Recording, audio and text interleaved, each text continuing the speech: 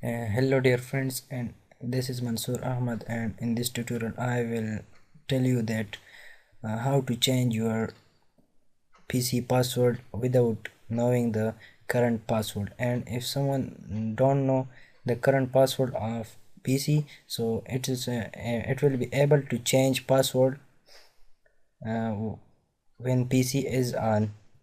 So right click on my computer and click on manage, then click on local user and groups,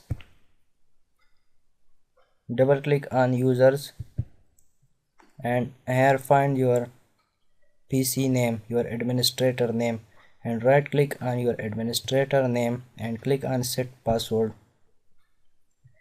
and then click on proceed. Now enter new password and then confirm this password. So click on OK, then your PC password will be changed without knowing the current password. Thank you for watching.